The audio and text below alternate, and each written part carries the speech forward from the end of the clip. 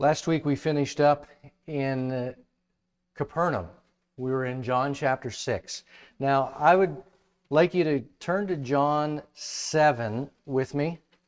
I also want you to go to Luke chapter 9. Now, we're not going to spend any time in Luke to speak of, and we're not going to spend any time in John to speak of. Good question. Glad you asked. Once you get there, I will show you what's going on, all right, why I want you to go there.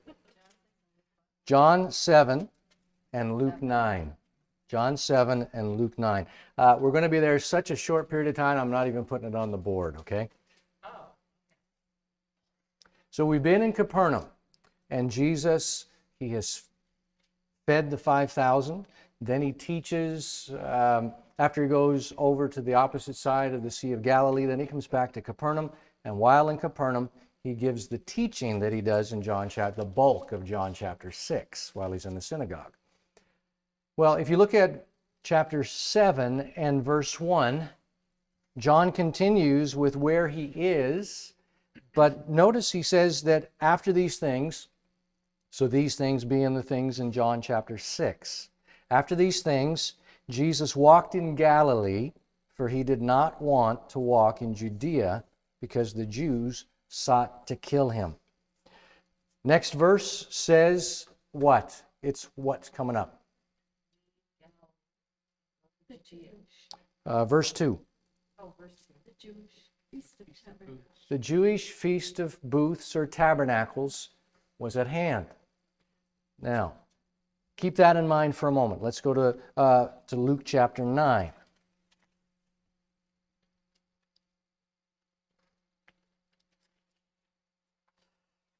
In Luke chapter 9,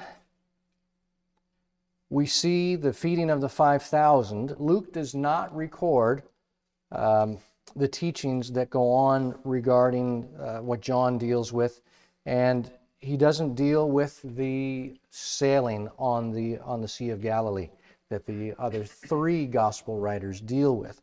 But notice what happens. The feeding of the 5,000 is in verses 10 through 17.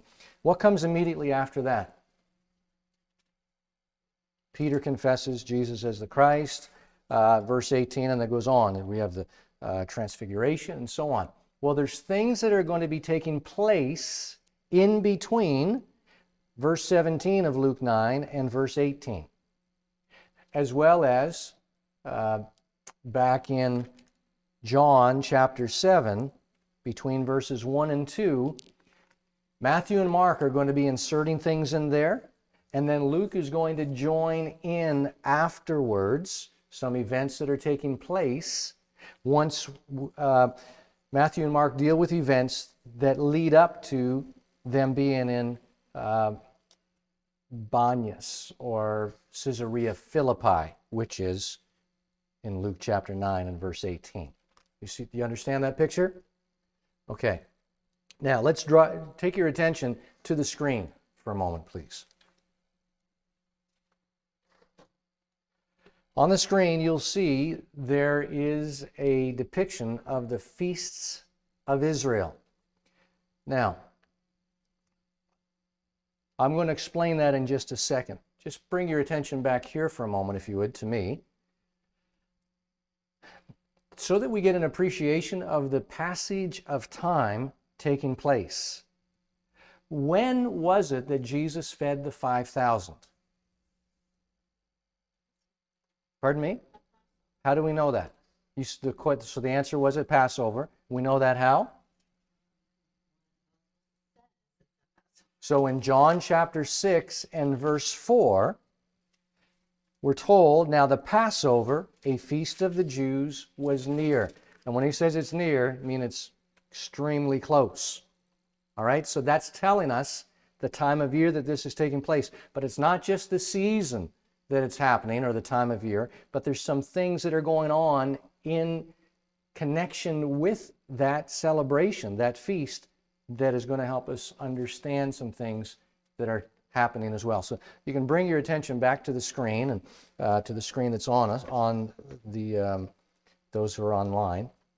Now, we have on the screen we have Passover, which is the first month of the Jewish year, which would take place, you'll notice there, on, according to our calendar, March, April. That black ring in the middle. So March, April is when the month of Nisan takes place. So we have Passover happens then. Unleavened bread takes place at the same time. And then we have the Feast of First Fruits, which also happens in the month of Nisan. Nisan is the Feast of First Fruits is the third day after Passover, and that's the day on which Jesus rose from the dead. 50 days after the Feast of First Fruits, we have what's called the counting of the Omer. Every week, every Sabbath, there's 7 of them, 49 days. So 7 times 7, 49. Then you've got the 50th day. The day thereafter is the Feast of Weeks, or we know it as Pentecost. All right? So according to the Jewish calendar, this past Sunday evening was Shavuot, Pentecost, Feast of Weeks. According to our calendar, it's taking place this coming Sunday, Pentecost Sunday. But to be most accurate, it would be according to the Jews, to the Jewish calendar. But notice if you go down, counting 1, 2, 3, 4, 5, 6, 7, the month of Tishri. Deb, do you have the laser? You can just highlight that to bring attention to it. So the month of Tishri, yes, we have the Feast of Trumpets to begin with, Rosh Hashanah. Then we have the Day of Atonement, Yom Kippur. Then we have the Feast of Tabernacles, Sukkot, which all take place in the month of Tishri, which is, pardon me, or the Feast of Booths, another name for tabernacles or booths, okay? And when you see that, it's taking place in the month, it's the equivalent to our calendar, October, September.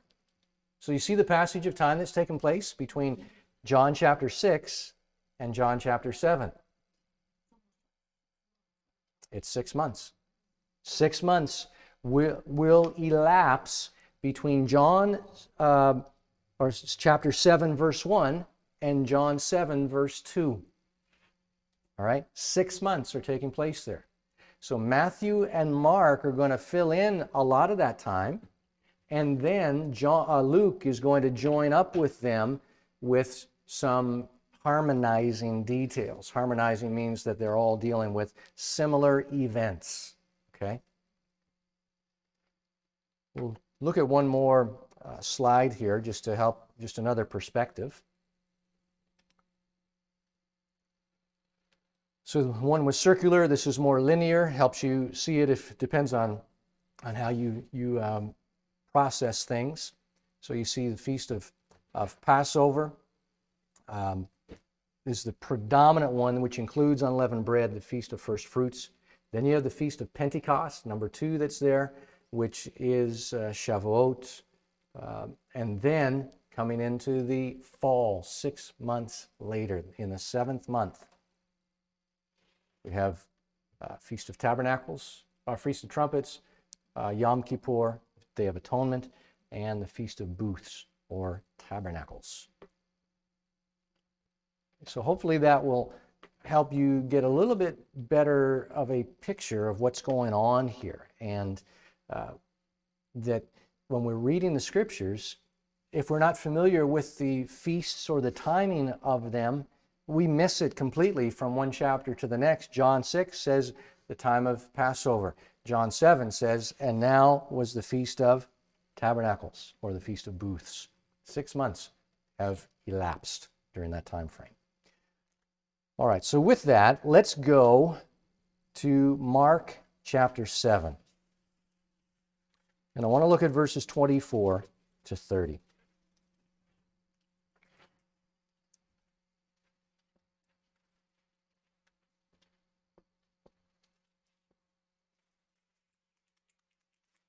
Mark 7, 24 to 30. From there he arose and went away to the region of Tyre and Sidon.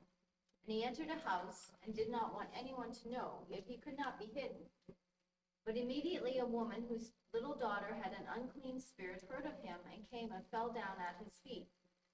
Now the woman was a Gentile, a Syrophoenician by birth, and she begged him to cast the demon out of her daughter. And he said to her, "Let the children be fed first, for it is not right to take the children's bread and throw it to the dogs." But she answered him, "Yes, Lord, and even the dogs under the table eat the children's crumbs." And he said to her, "For this statement you may go your way. The demon has left your daughter." And she went home and found the child lying in bed and the demon gone.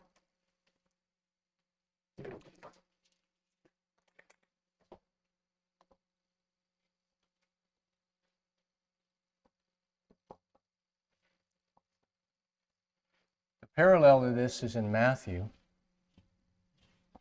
in chapter 15, verses 21 to 28.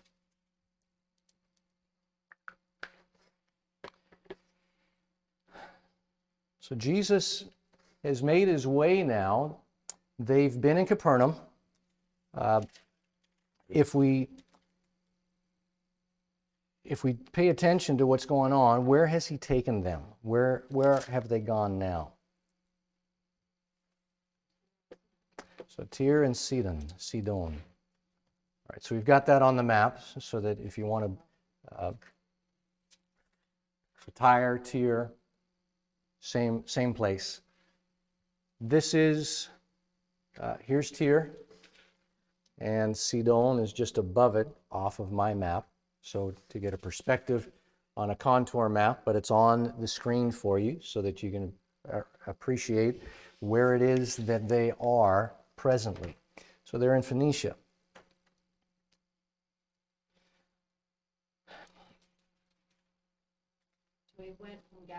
So he went from Galilee. He's been in the region of Galilee. Remember John 7:1 says, and he ministered in the region of Galilee. So the northern part of the Sea of Galilee, throughout that region, all along here.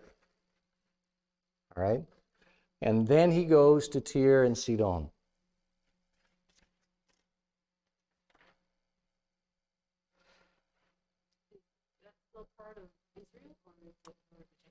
That is a Gentile area. In the original boundaries that were laid out for the Israelites, that was included in their boundaries, but they didn't take possession of that. All right, so they didn't lay claim to it. Why does Jesus go to Tyre and Sidon? For this lady, yeah. He does other stuff there, but we don't read about anything else that he does in this region except for this woman. Now it's interesting that, is she a Jew or is she a Gentile? Okay, and you got that how? All right, so you're paying attention to the text. All right, so She was Greek, actually. So Syrian and Phoenician. Matthew will tell us that she is a Canaanite. All right? Canaanite. Isn't that interesting? What does that tell us? That she's a Canaanite. She's a descendant of Ham. She's a descendant of the original inhabitants of the land of Canaan. All right? So, yeah, her predecessors should have been obliterated, kicked out.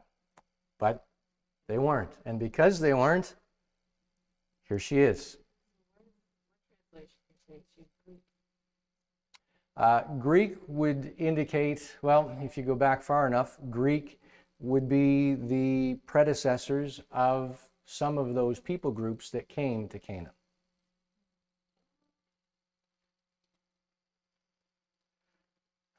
The NIV usually translates a Gentile as Greek often. Yeah. So Greek and Gentile, interchangeable words oftentimes in the NIV. So we'll keep it to that she's a Canaanite. We know that she's a Gentile for certain. So Jesus comes to this region and he ministers to this woman. But why did he tell his disciples, when you go throughout the land, only go to the Jews? Yet here he's going to the Gentiles. Why is that? To show a couple of things. One, to show that the gospel of the kingdom is not exclusive to the Jews. The focus for the disciples, for the time being, is the Jews, but Jesus is giving them a precursor. He's showing them a trailer, like if a movie's coming out, to give you a bit of a preview of what the movie's going to be like, some of the content. This is what Jesus is doing with them, because his ministry at this point is training his disciples. And so he's given them a preview of what's about to come.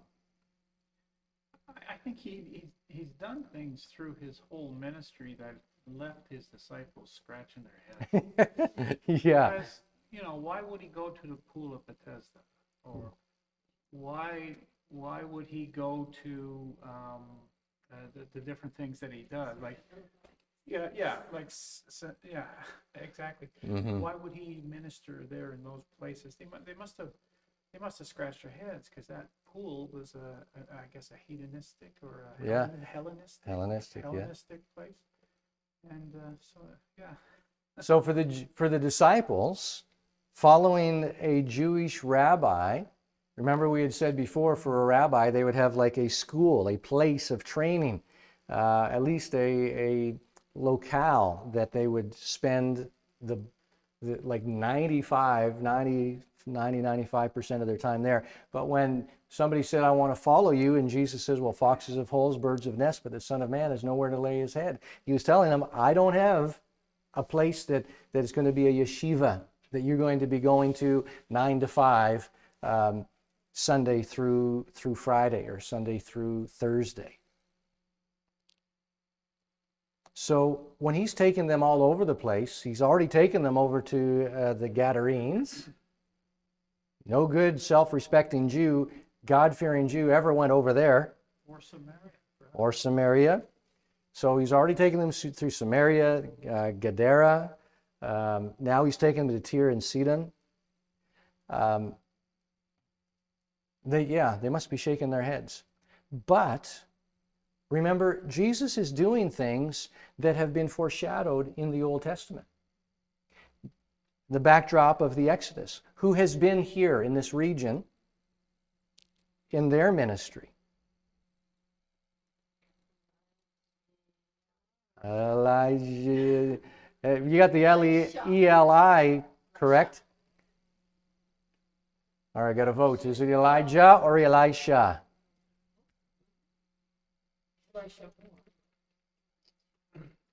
I'll give you a hint. It's the Eli.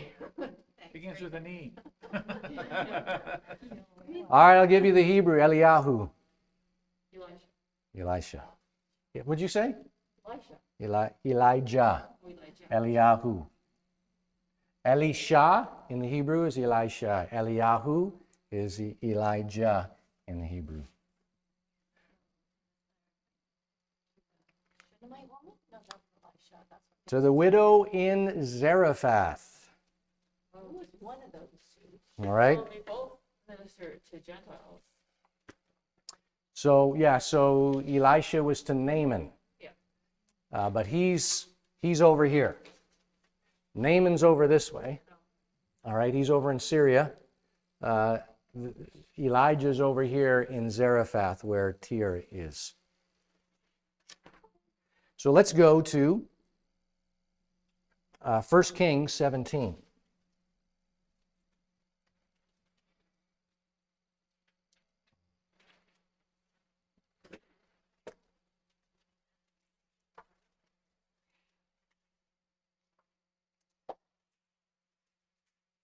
Verses 8 to 16 is the bulk of the account of how he winds up in Zarephath in the north. Who can summarize it?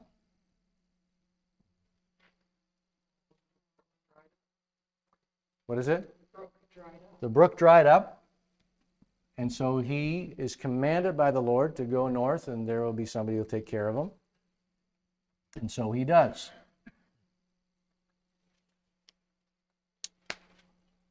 While he's there, a miracle takes place. What is the miracle? He says, give me a little bread, give me a cake of flour. What? Well, it doesn't go,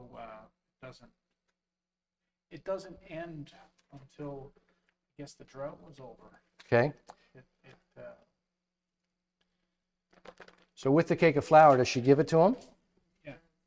Not before what? Well, we're going to make this cake and then we're going to die. I mean, Yeah. Our plan is we only have this enough gives us- flour. Yep. This Yeah. will prolong our pain and suffering for just a little longer, but then we're going to die. Yeah, a little bit of flour and a little bit of oil, and I'll make a cake of flour from that, or a bread. Really is what that is. A small cake of bread, and we're going to eat it. That's our last meal. So, sorry, buddy, you stand in line. But she recognizes something about him. He says, "Give some for me first." So he says, "Don't be afraid," in verse 13. Craig, would you mind reading verse 13 down to 16, please? And Elijah said to her, "Do not fear. Go and do as you have said. But first make me a little cake of it, and bring it to me, and afterwards make something for yourself and your son. For thus says the Lord, the God of Israel, the jar of flour shall not be spent, and the jug of oil shall not be empty, until the day that the Lord sends rain upon the earth." And she went and did as Elijah said, and she and he and her household ate for many days. The jar of flour was not spent, neither did the jug of oil become empty, according to the word of the Lord that he spoke by Elijah. Mm-hmm. So I said it was in Tyre and Sidon. More specifically, it's in the region of Sidon or Sidon. Okay, so in verse 9 it tells us that. So she sees that this is a man of God, and he's staying there for this period of time. Her son is going to get sick, and he's going to what? He's going to die. She comes to Elijah and says, what's the deal with this? Did you come to bring my sin to my remembrance, in verse 18? And my son's now paying the price for it. But Elijah ends up calling on the Lord, and as a result, his life was brought back to him. Notice when he returns the boy to his mother, what does she say to him? Verse 24. Can you read that also, Craig? And the woman said to Elijah, "Now I know that you are a man of God, and that the word of the Lord is in your mouth is truth." Interesting. Now I know that the word in your mouth is truth. Having seen the signs, and life was what was being brought out of death. It's interesting that Jesus speaks about this very event at the beginning of his ministry when he was in Nazareth. He said a prophet is only without honor in his own town. He says about Elijah, he said there was no widows in Israel that were spared except for the one in Zarephath. Speaks about no lepers were healed except the one that was in Syria, Naaman, the Syrian. So Jesus even references these aspects when they are coming against him and basically kicking him out of his hometown. I want you to keep that in mind. Now I know that the word in your mouth is truth. Okay?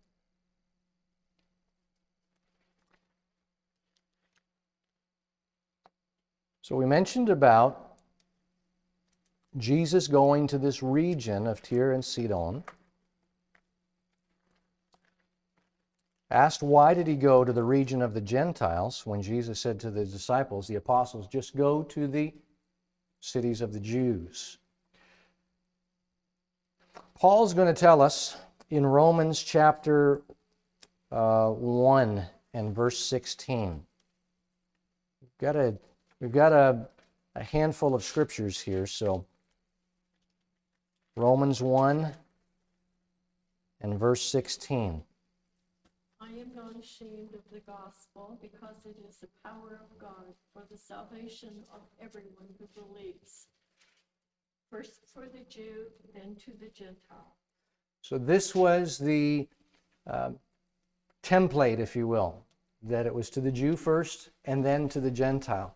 Now I'm going to write down a number of scripture references here. I'll call them out as I write them down, and I'll get you to look them up in succession, all right? So Johnny first, then Melissa. All right, so Genesis 18. Johnny, please.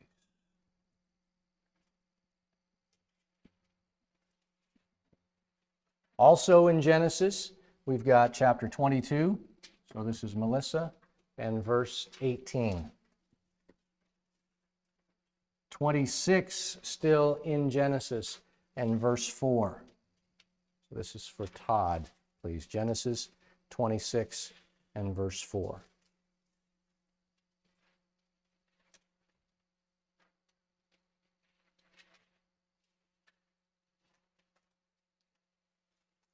So Johnny, 18 and 18, please.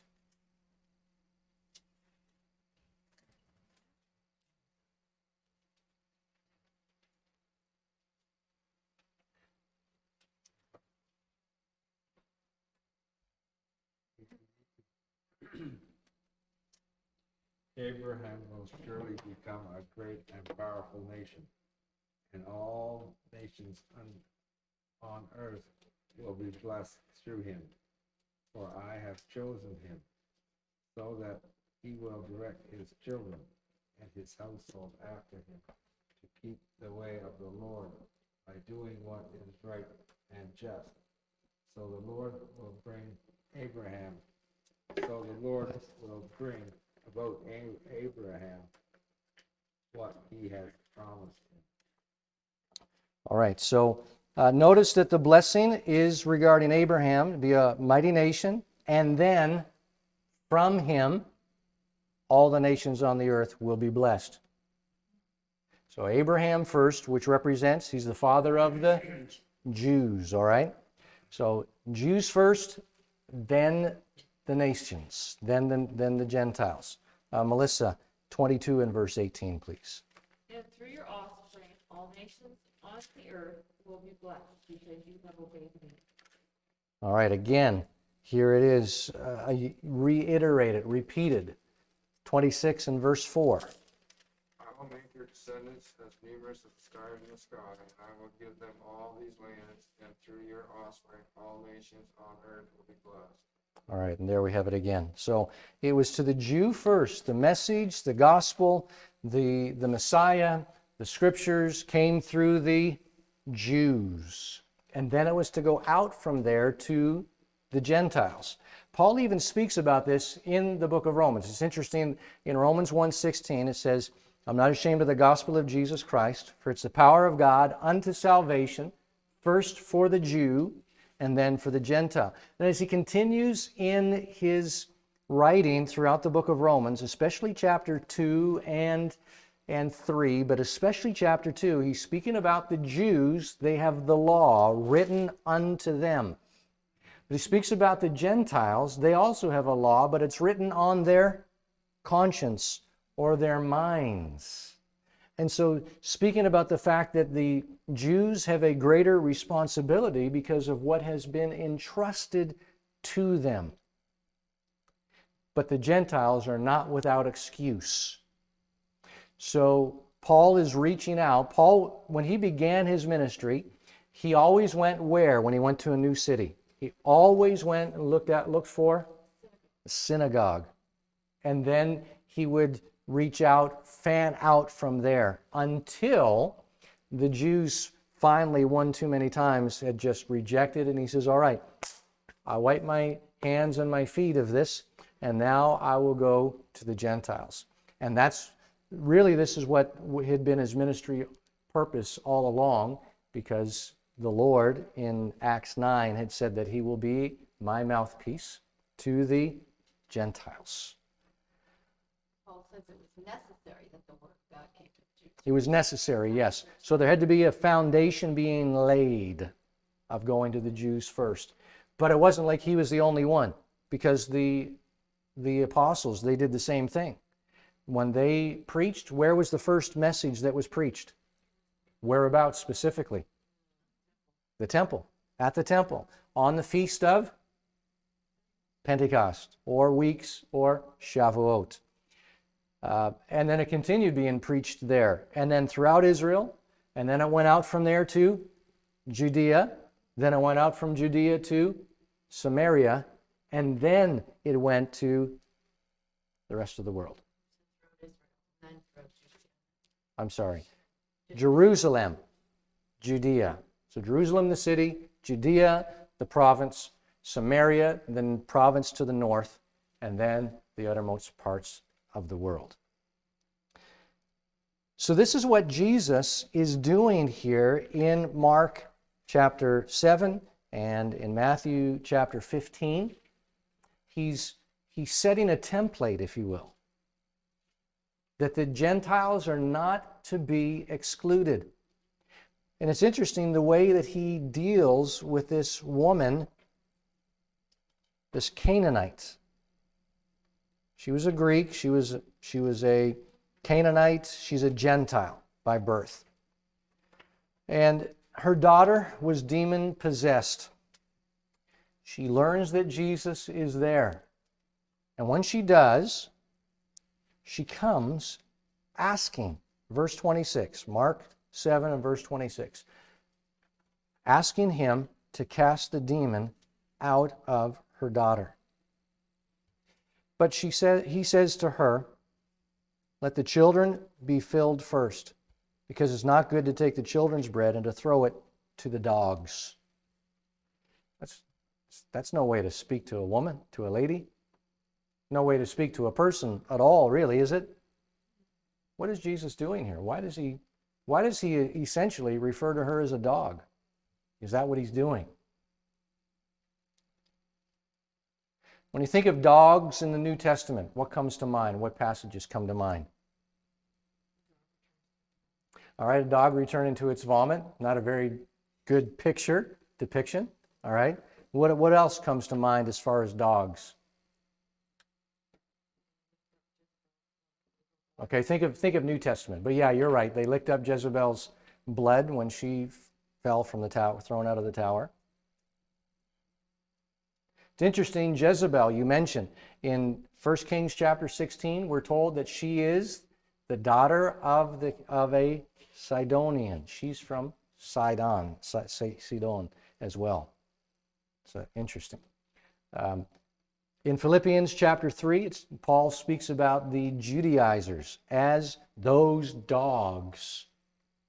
Then John speaks in Revelation chapter 22, being outside of the city are dogs. Didn't have a good reputation. Is that what he's doing with this woman here? Calling her a dog? One of these rejects, castaways, unclean, undesirable. Jesus said earlier during the Sermon on the Mount, don't throw your pearls before swine or cast your... there's a part there about dogs, though, and my mind has just drawn a bit of a hiccup. So part of it is casting your pearl before swine. Don't give what is holy to the dogs, or cast your pearl before swine.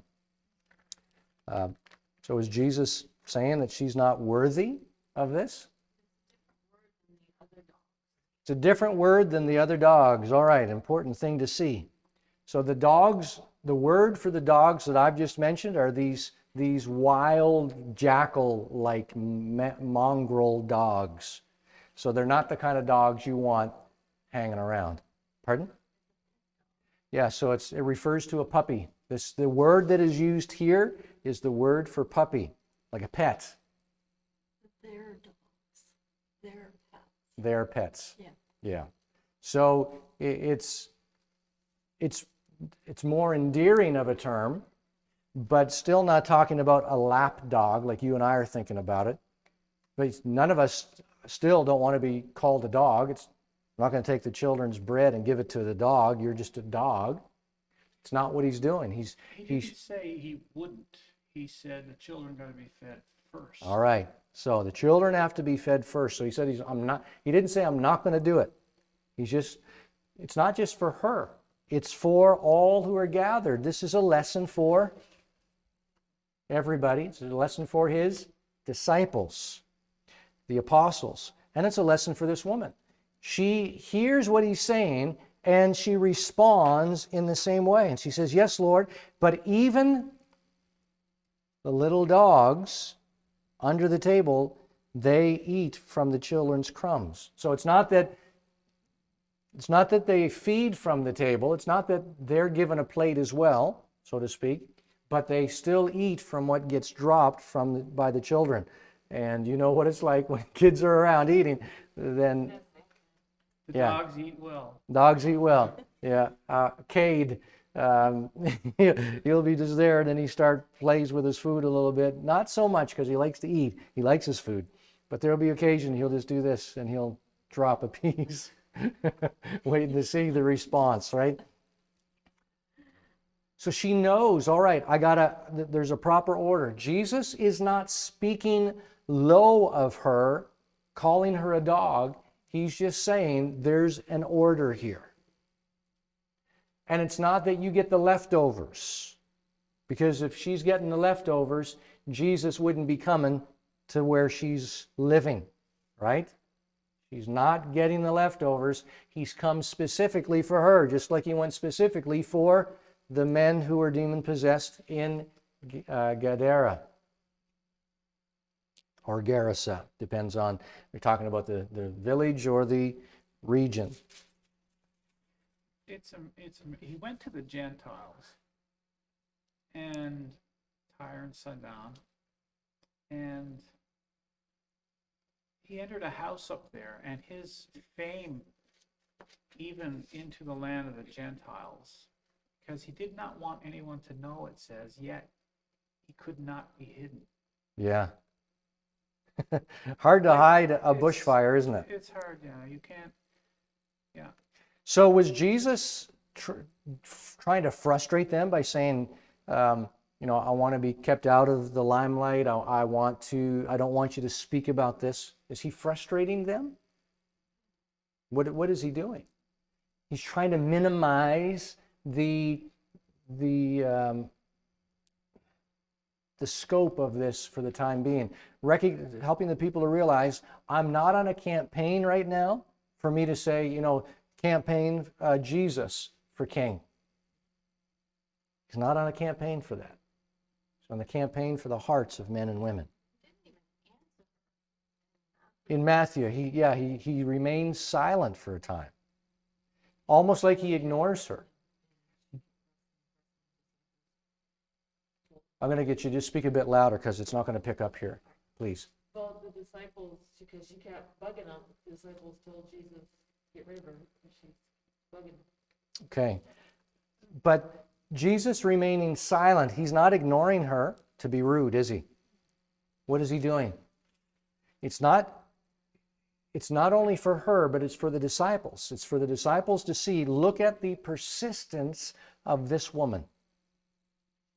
If she doesn't recognize the need, you can have a need, but if she doesn't, I didn't speak that right. If she doesn't recognize that I'm the answer for her need, when she comes and she's not answered immediately, if she doesn't truly believe that I'm the answer, then she's going to walk away. But if she believes that there's no other answer but me, nothing is going to stop her. So it's showing persistence in confidence, knowing in whom the answer lays.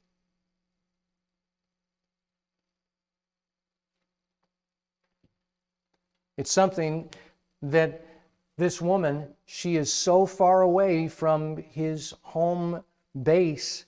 But remember, we've heard that the word of his ministry has reached through to Syria and Phoenicia is the region in which Tyre and Sidon are located in. So word has gone far and wide. She's laying hold of that. And remember, she's not a Jew. She doesn't have the scriptures per se. But they're available to her. She could be accessing a synagogue that's in the region. And I think you see here too that this is one lesson that he had to bring to his disciples. But you see these lessons down through, like his going into all these places to bring his disciples to a point where the Gentiles would be accepted. Mm-hmm. You know, and even stemming to Peter's vision or dream or whatever that was, that he seen the sheep come down and all these unclean animals around. God said, "Take and eat." He said, "Not so, Lord." And even to that, like even all of that, it shows a, I don't know if it's a process that you can almost see a process where he's actually taking his disciples, saying, "Look, I'm accepting Mm-hmm. not just Jews. This is going to encompass the world, right?" And he has to take his disciples to that point. Yeah, You exactly. can almost see that as a process happening. Mm-hmm. So when Jesus accomplishes this, then we see Matthew and Mark tell us, all right, he's making his way from there and he's heading back to the region of Galilee, but he's not going to the region that he's been in most recently. Now he's headed to the Decapolis by way of the Galilee. So if you come to the next screen, please. You'll see where Tyre is. Sidon is north of that. It's not on this map, but just above where Tyre is located and just off of the map is Sidon. So in that region is where he's been. So that's in the province of Phoenicia. Then he's coming down to the northern part of the Galilee and to the eastern side to where you see the Decapolis. All right, you see the... How far would that be? Well, let's see what our legend tells us here is...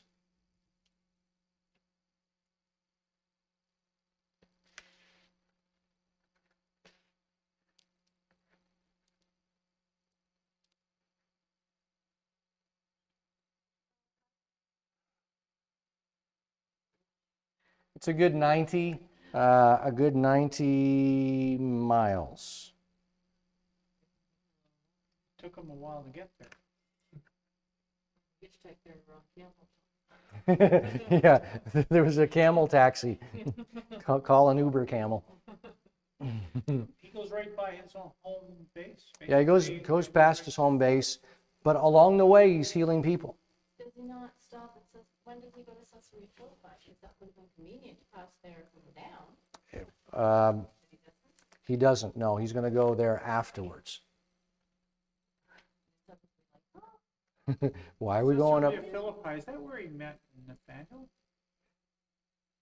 Did he meet Nathaniel? No, he met Nathaniel in the region of Judea.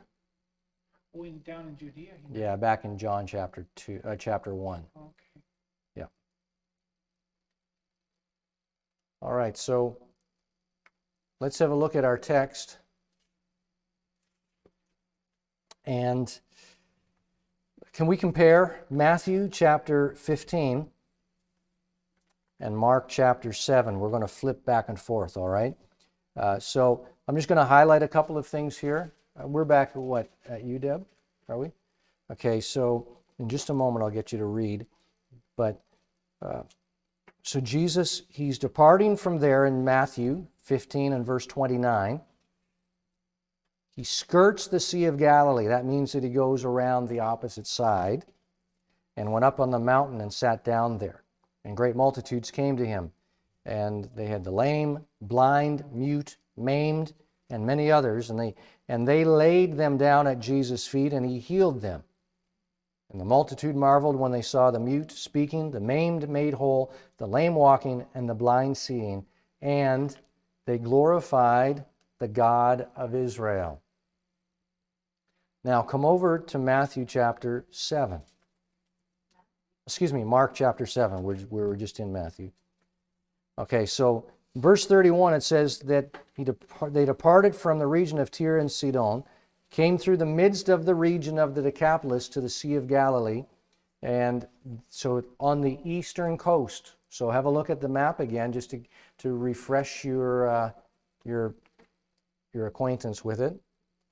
Coming down to the region of the Decapolis. So he skirted the Sea of Galilee, coming down from Tyre and Sidon, and skirted on the east side. But in Mark, he highlights one of the encounters. So Matthew there's all kinds, and he includes the mute and the lame and so on.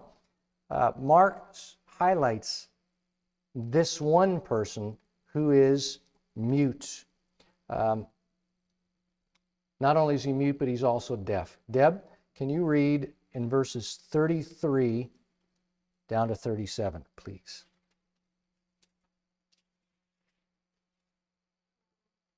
Taking him aside from the crowd privately, he put his fingers into his ears, and after spitting, touched his tongue. And looking up to heaven, he sighed and said to him, "Ephphatha," that is, be opened. And his ears were opened, and his tongue was released, and he spoke plainly. And Jesus charged them to tell no one, but the more he charged them, the more zealous they proclaimed it. And they were astonished beyond measure, saying, "He has done all things well. He makes even the deaf hear and the mute speak." I put that in there just because in verse 37 it says speech impediment. Yeah. Everybody's going to experience what this man had.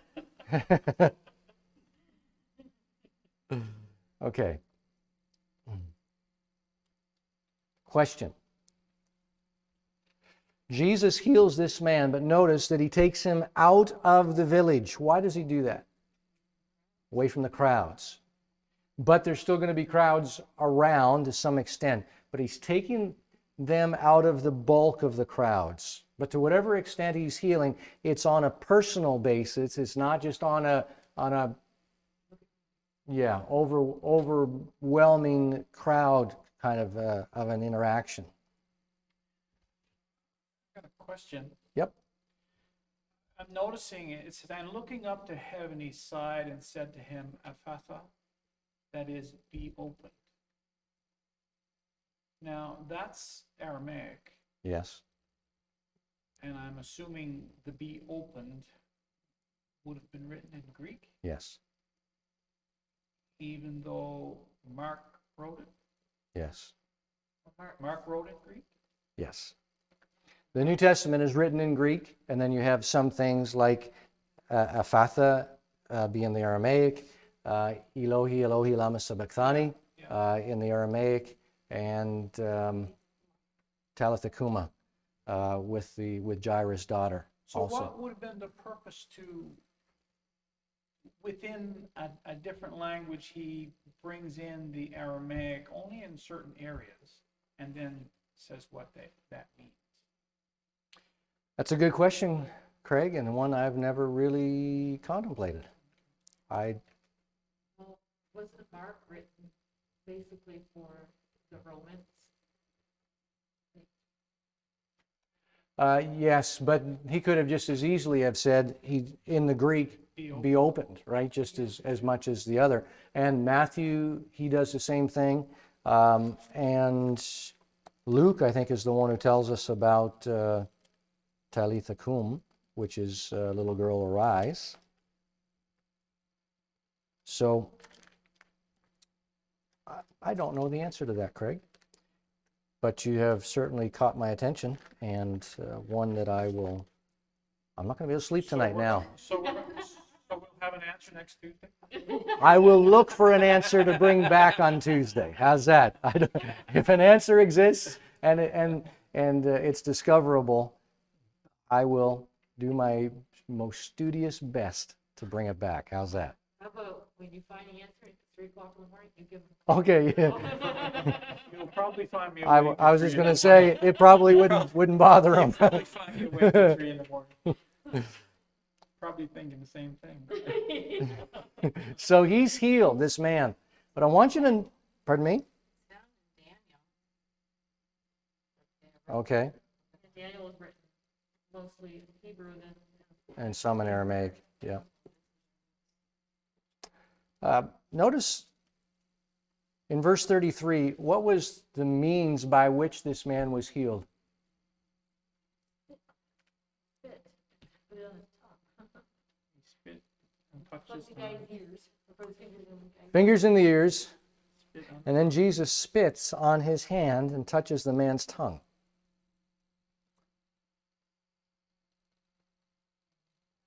Is anybody on the same page of ooh as I am? Well, I'm looking and I'm not seeing that the guy is blind.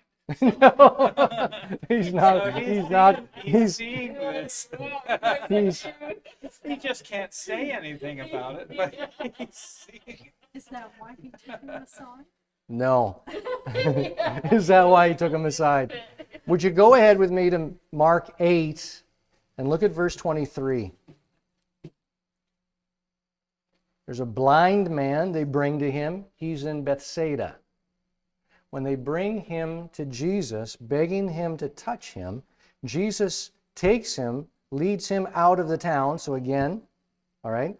And when he had spit on his eyes, well, this guy is blind, so he's not going to anticipate it, but he's going to know it once it hits, right?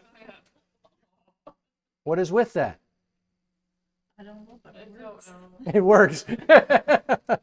I advise you, unless it's a direct word from God, do not try this at home or out in public anywhere. All right?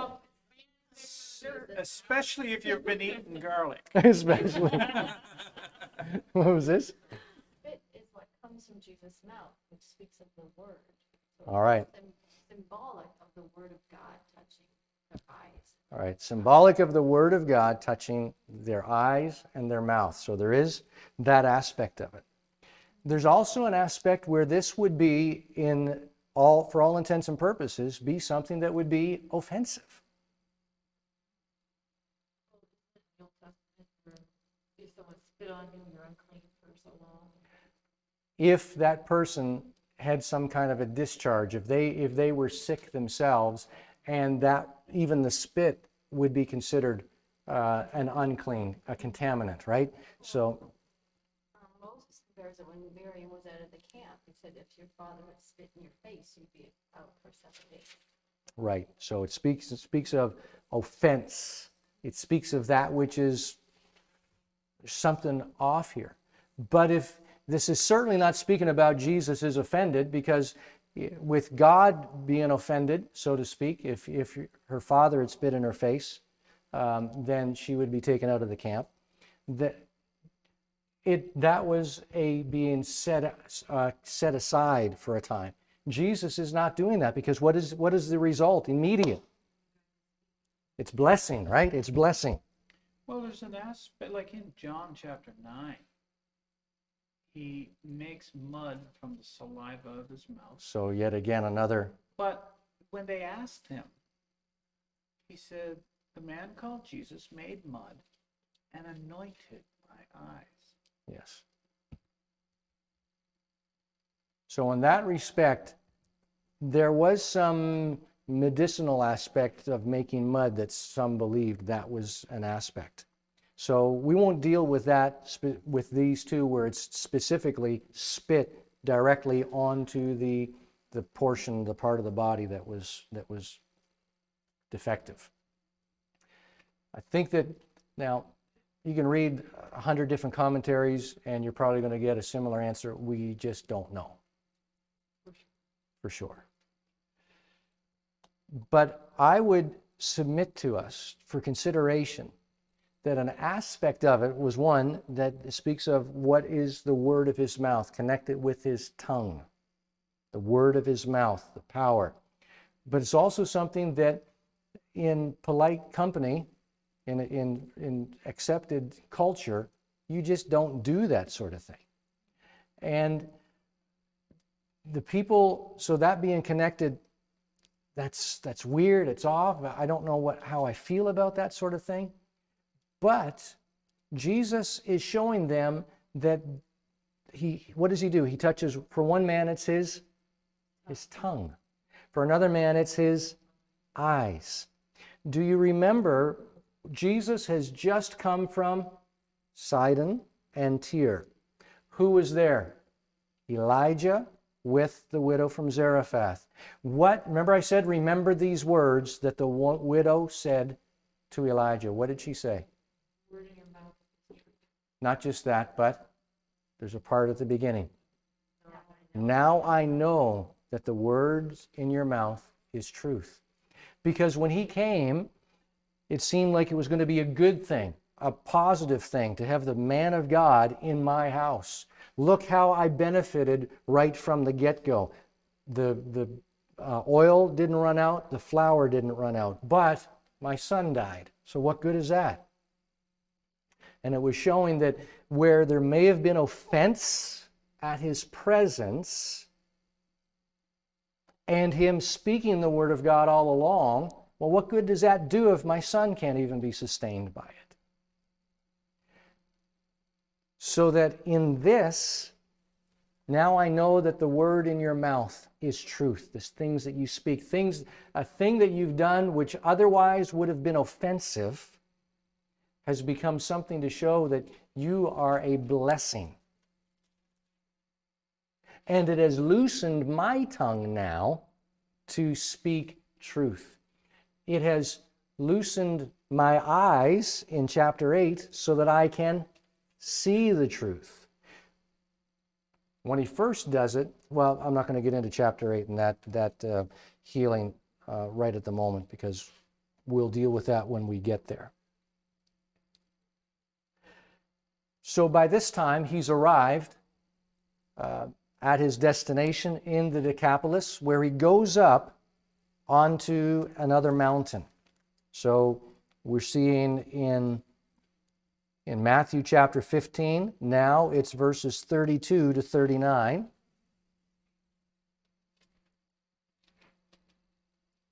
And we have Mark is in chapter 8, verses 1 through 10. And we're going to have to remove some.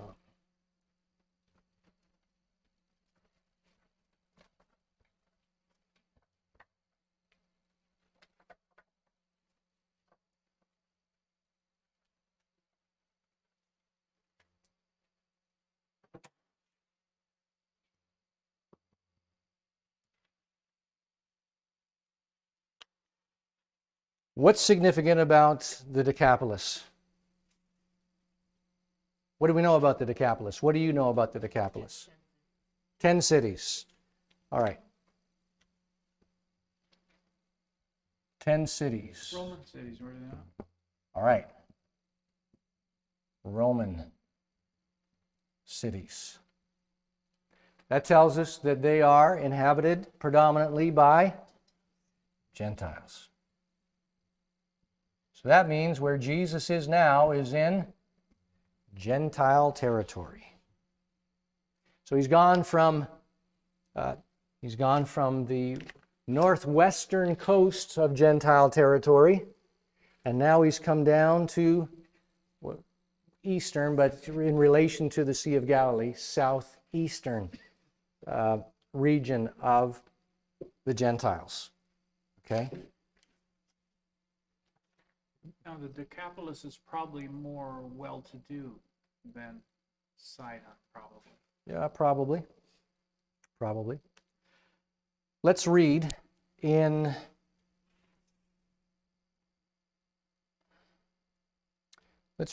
Matthew. Oh, Matthew. No,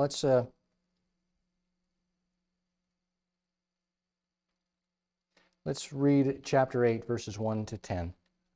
We're at Deb, right? In Mark, sorry. Craig. Mark, okay, I went to Matthew. Yeah, I was trying to So decide. Mark chapter 8. Yes.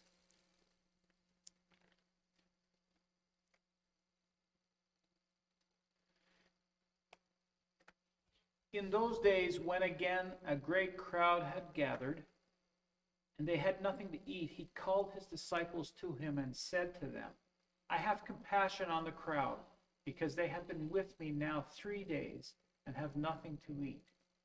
And if I send them away hungry to their homes, they will faint on the way, and some of them have come from far away.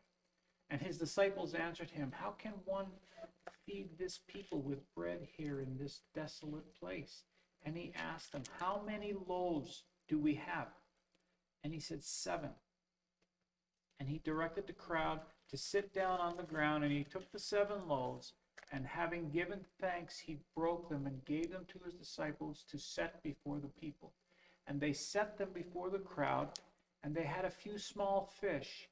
And having blessed them, he said that these also should be set before them.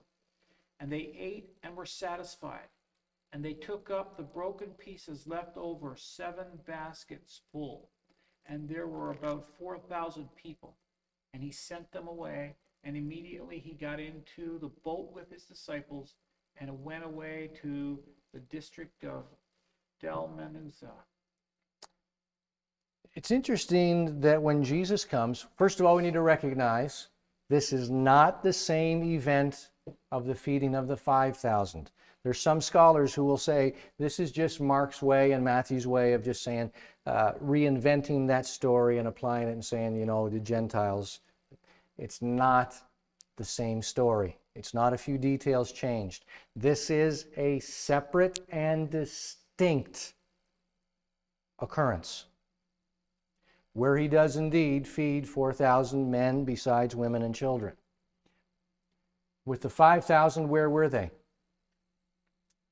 Outside, a desolate area outside of Bethsaida. Where are they now? In the region of the Decapolis, along the southeastern shore of the Sea of Galilee. So there's that distinction. This is the region of the Gentiles. Now have a look what it says here, verse 2. Just the phrase before up into the comma. What does it say? What? Have compassion. I have compassion for these people. When he was looking at feeding the 5,000, he said, I have compassion on this people because they are like sheep without a shepherd. Why didn't he say about these ones, they're like sheep without a shepherd? Because they're sheep, but the connection with the sheep without a shepherd is to Ezekiel in reference to the leaders of Israel, and the Jews are like their shepherds have gone AWOL. So they're listening, they've been instructed by their shepherds, the Pharisees, but they've been misled, and Jesus says they're like sheep without a shepherd. I'm their shepherd. It doesn't mean that Jesus is not a shepherd for these. It just means they're not like sheep without a shepherd. They're just scattered anyway. They've been scattered all along. Now I'm bringing them into a fold, if you will. Wild sheep. Wild sheep. Bah, they're bad. All right, and they've been with him for how long? 3 days. 3 days. That's interesting. Can't help but seeing what when we hear 3 days? Hints of the resurrection. Hints of the resurrection. It's a literary device pointing towards that. And so we have the similar event. Well, how much do we have? How many loaves? Well, how many do they have? 7 loaves. 7 loaves and a few small fish. So he commands them, the multitudes, to sit down, and took the 7. But we see in Matthew's account that in verse 33 of Matthew 15, so I don't want to send them away hungry. I don't want them to faint on the way. But his disciples said, where can we get enough food, enough bread in the wilderness to fill such a great multitude? How quickly they forget. Because it wasn't that long ago When they fed the 5,000, then they saw this very thing take place. Not 6 months at least. He put them at Passover. He fed them at Passover, but we're not yet at the Feast of Tabernacles. That's in John chapter 7. So where are we now? I will argue, I will submit to you for consideration. Can't prove it. I believe they're just a couple of months and a few days past Passover, which would make it coming on to Pentecost. It's not yet Pentecost, but coming close, either just before or just after, because if it was Pentecost, Jesus would be where? In Jerusalem. So, I say that because of, why do you say that? All right, this is why I say that.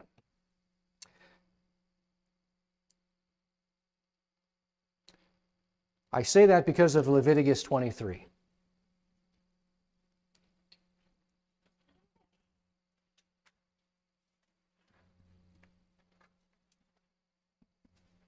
Leviticus 23, and I want to look at verses 15 to 17.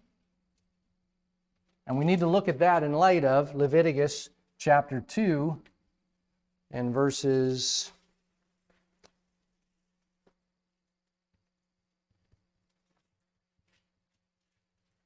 2.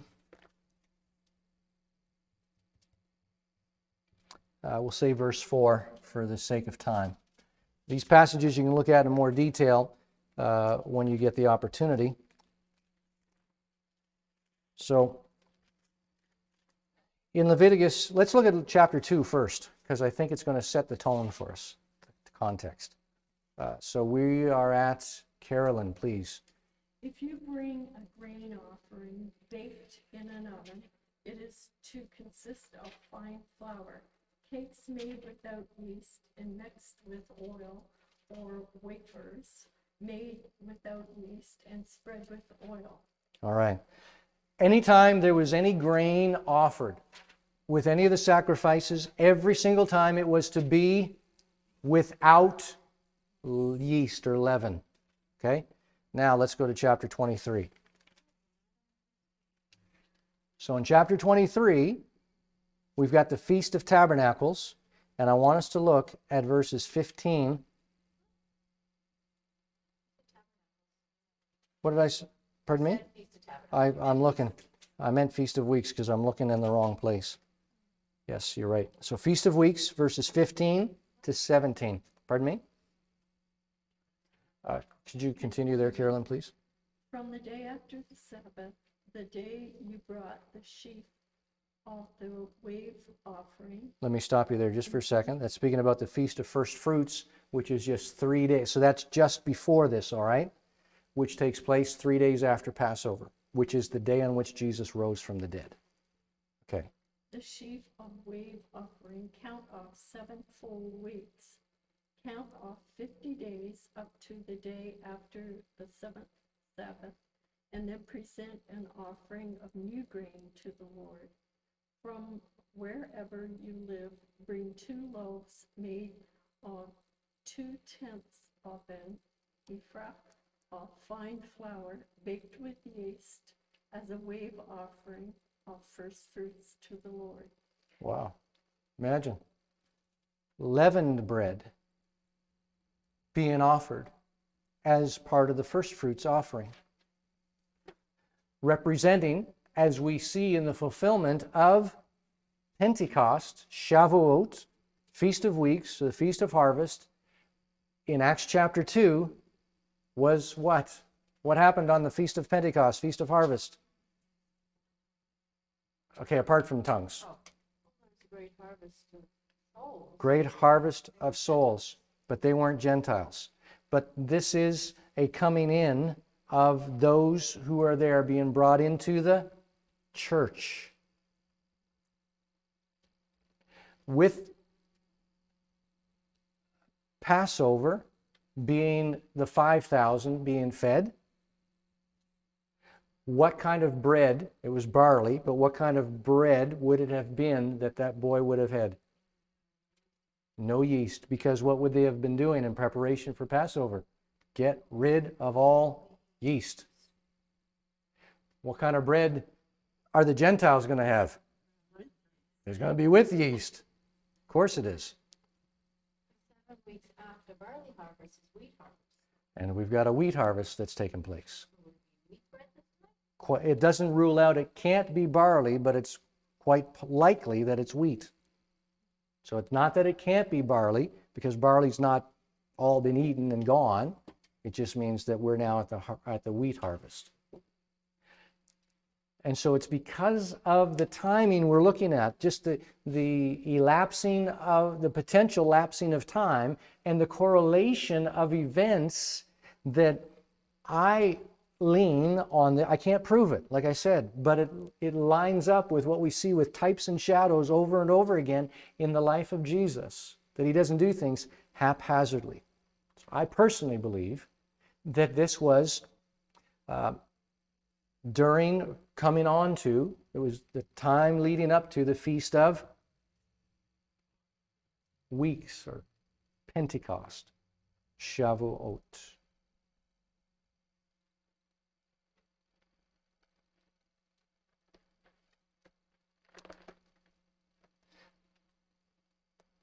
So he feeds them. How many baskets are left over? 7.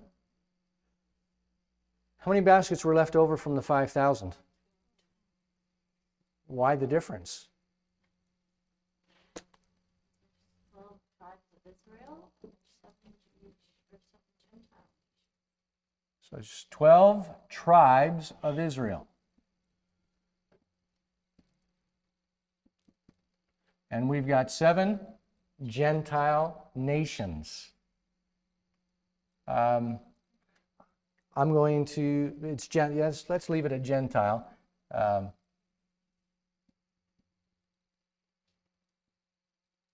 Specifically, the Canaanites.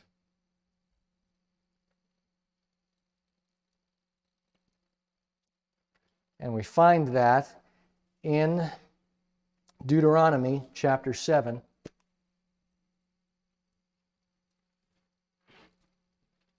1 to 3, I think it is,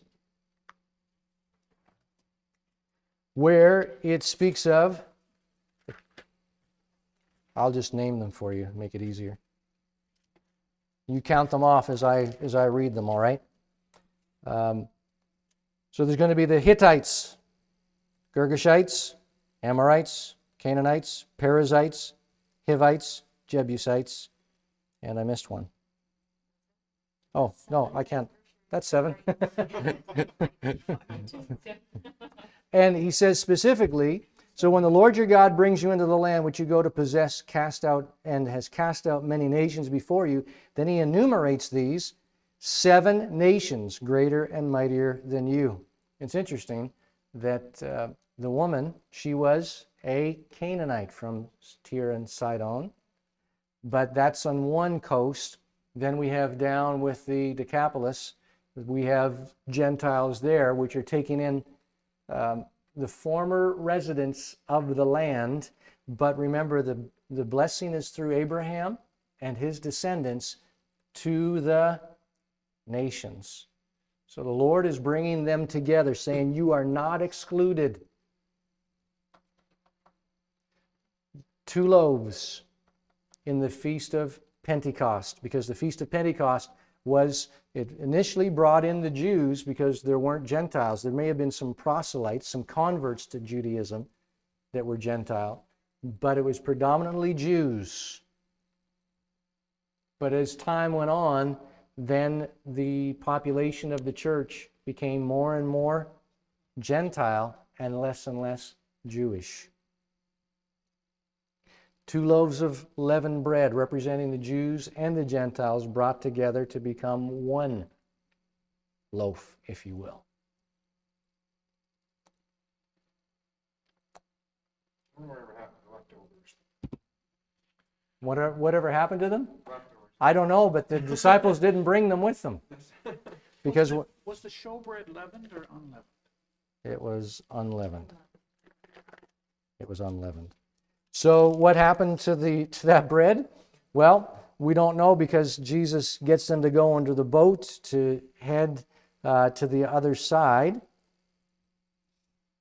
So this would be now going, they wind up in Bethsaida, ultimately, because we see that in chapter 8 and verse 22. But in verse 13, they are heading across, and now the disciples in verse 14 had forgotten to take bread. What? 7 baskets and you forgot bread.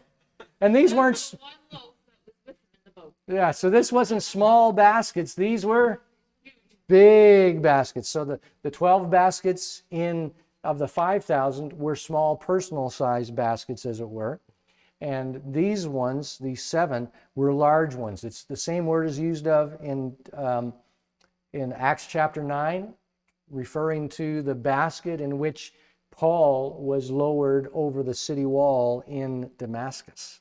So that size of a basket. So where'd all the bread? You know what? It was sent home, I think. I'm assuming sent home with doggy bag. Here you go. Here you go. Here you go. Take it home. Share some with your friends and family. Would they have used those baskets at harvest time to put wheat in? Likely, yes. We were talking as to whether it was barley, flour, or wheat. Yes. In our footnotes, it says wheat, and it refers to it in verse 10 as fine grain. Yes. That would be- Pardon? In Leviticus, yes, that would have been the wheat. That would have been the wheat. Yes. For the people that are here at the feeding of the 4,000, doesn't mean that they were observing the Feast of Weeks, because these are Gentiles. But what we do, so we don't know if it's wheat or if it's barley. It's not specified for us. But not being specified, and where the other was specified as barley, we could probably assume that it was wheat. Does it matter? Not a whole lot. Or it would have been mentioned. It would have been mentioned. Dalmanutha is in Magdala, and I don't have time to take us there to follow Jesus to Dalmanutha in Magdala tonight.